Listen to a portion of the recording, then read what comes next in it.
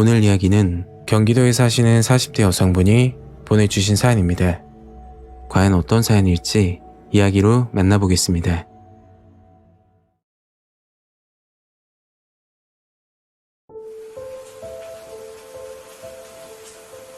이 사건은 직접 겪은 실화이고 불과 1년밖에 지나지 않은 일입니다.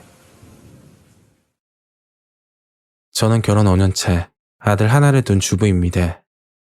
어릴 적 3남매 중 첫째로 자랐던 탓인지 어릴 때부터 집안일과 방청소를 도맡아 했죠.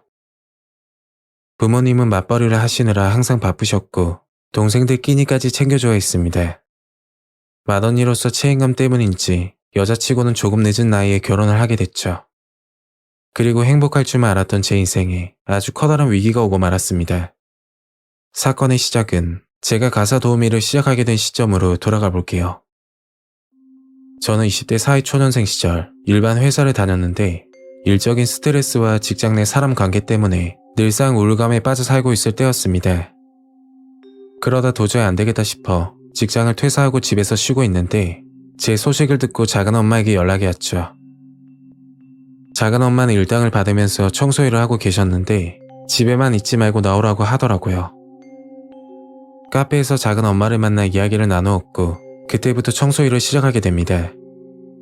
처음에는 집에서 놀고 있을 시간에 용돈이나 벌자는 생각이었고 한 달 정도만 하다가 그만둘 생각이었죠. 아무리 직업에 귀천이 없다고 하지만 20대 젊은 나이에 청소업이라 청소일을 시작하기 전까지 수십 번 고민했습니다. 그런데 막상 하다 보니 스트레스도 풀리고 맡은 일만 하면 되니까 직장 다닐 때처럼 사람 관계에 대해 신경 쓸 것도 없더군요. 무엇보다 하는 만큼 버는 시스템이라 그 부분도 마음이 들었죠. 작은 엄마를 따라 1년 정도 일을 했을 때 저에게 좋은 기회가 찾아왔습니다. 그건 일반 가정집에서 가사 도우미로 일을 하는 것인데 월급제로 돈을 받을 수 있는 점 때문에 청소업체에서 일당을 받으며 일하는 것보다 수입이나 안정적인 면에서 좋은 조건이었죠. 그게 가사 도우미를 시작하게 된 계기였고 그 후로 12년 동안 쉬지 않고 열심히 일했습니다. 이 바닥에서 나름 베테랑이라 자부하고 있었고 불과 1년 전 40대 초반에 접어들었을 때 굉장히 좋은 조건의 스카웃을 받게 됐죠. 예전에 같이 일하던 청소업체 사장님이 연결해준 곳이었는데 그곳은 파주에 있는 단독주택이라고 하더군요. 면접을 보기 전까지 들었던 내용은 50대 부부가 사는 집이고 엄청난 재벌집이라고 했죠. 작년 기준으로 가사 도우미 시급이 1시간에 만원 정도, 4시간은 45,000원으로 측정이 됐는데 제가 받은 스카웃 조건은 주 6일 근무에 월급을 500만원이나 준다고 하더군요.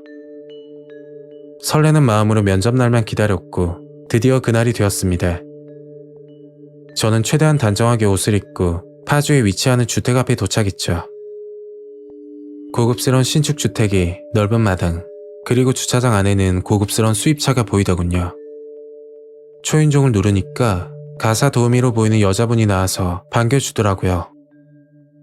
집으로 들어가서 사모님과 간단한 이야기를 했고 근무 시간은 오전 6시부터 오후 2시까지 아침과 점심 준비만 하면 된다고 했죠. 가사 도우미는 저 포함 2명이었는데 혼자서 하는 게 아니라 그나마 안심이 되더군요. 그리고 몇 가지 주의사항을 듣고 일을 시작했습니다. 이런 큰 집에서 일하는 건 처음이라 긴장이 되었지만 지금까지 일해본 경력 덕분인지 실수 없이 일을 했고 집안에서 점점 신뢰를 쌓아가던 중이었죠. 사장님은 대기업 임원이라고 했고 사모님은 의류 사업을 크게 하는데 매출이 상상할 수 없을 정도로 많다고 들었습니다. 그런데 한 가지 불안했던 건 가사 도우미가 자주 바뀐다는 점이었죠. 기존에 있던 분도 일한 지 3개월밖에 안 됐다고 해서 뭔가 문제가 있을 거라 생각했습니다.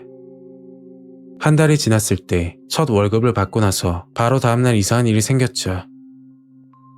그날 점심을 준비하고 있는데 사모님이 방으로 부르더군요. 그리고 갑자기 중요한 이야기라고 하면서 한 가지 제안을 하는 겁니다. 이번에 중국 쪽에 수출 사업을 준비하고 있는데 투자 금액의 2배를 돌려주겠다고 돈 있으면 투자하라고 하더군요. 저는 사모님에게 그런 쪽은 잘 모른다고 모아둔 돈도 많이 없다고 말씀드렸죠. 그러니까 안타까운 표정을 지으면서 좋은 기회인데 아쉽다고 하더라고요. 집으로 가면서 사모님이 했던 말이 계속 생각이 나고 머릿속에서 지워지지 않았습니다.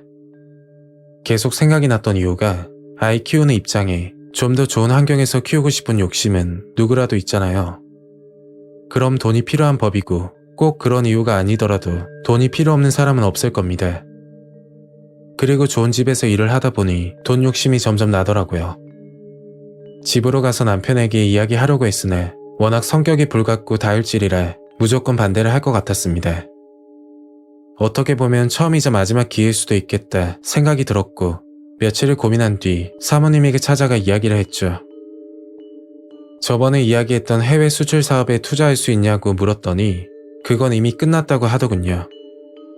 저는 아쉬워하면서 방에서 나가려고 하니까 더 좋은 투자건이 있는데 마지막 기회라고 하는 겁니다. 그래서 곧장 알겠다고 했고 제가 모은 돈과 집을 담보로 대출을 받아 2억이란 돈을 마련했죠. 다음날 그 돈을 사모님에게 줬고 한 달만 기다리면 수익이 엄청날 거라고 말하더군요. 투자를 하고 나서 한 달 동안 설레는 마음으로 일했고 투자금을 받는 날만 기다렸죠. 그런데 한 달이 지나고 두 번째 월급날이 다가왔을 때 사건은 일어나게 됩니다. 여느 때처럼 새벽에 일어나 출근했는데 그날따라 집안이 조용하더군요. 사장님과 사모님이 늦게까지 주무시는 줄 알고 혼자 아침을 준비 중이었죠. 그런데 시간이 지나도 저랑 같이 일하던 가사 도우미가 출근을 하지 않는 겁니다. 뭔가 이상한 느낌이 들어서 사모님 방을 노크했지만 응답이 없더군요. 그래서 방문을 천천히 열었더니 아무도 없는 겁니다. 그때까지는 일이 있어서 외출한 거라 생각했고 집에서 기다리고 있었는데 9시쯤 누가 찾아오더군요.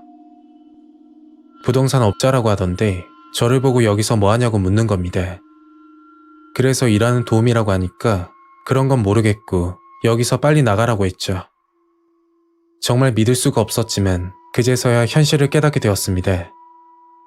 부동산 업자가 하는 말이 이곳은 단기 임대 주택인데 전에 살던 부부는 어제 일자로 계약이 종료되었다고 하더군요. 그 말을 듣고 충격을 받아 울면서 경찰에 신고했고 한 달 뒤 그들의 정체를 알게 됐죠.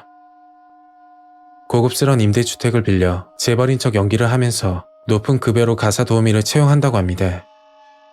그리고 가족처럼 대해주고 안심을 시킨 다음 투자 목적으로 돈을 뜯어내는 중국적 사기 집단이라고 하더군요. 정말 치밀한 건 같이 일하는 가사 도우미도 한패라고 하던데 꿈에도 상상하지 못했죠. 제 실수로 선뜻 돈을 건네준 잘못이 크지만 그런 사항에 좋은 조건을 제안하니 의심을 할 수가 없었습니다. 돈 많은 재벌집 부자가 가사 도우미에게 사기 범죄를 계획하고 있었다니 속을 수밖에 없었죠.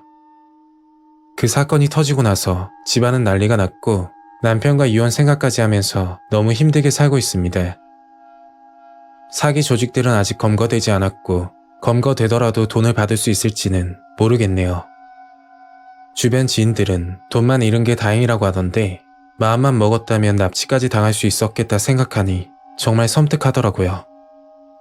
지금까지 살면서 제가 가진 직업에 만족하며 살았는데 이번 일로 인해 너무 후회가 되네요.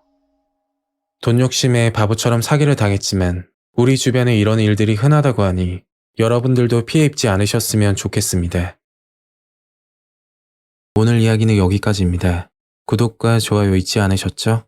다음 영상으로 또 뵐게요. 감사합니다.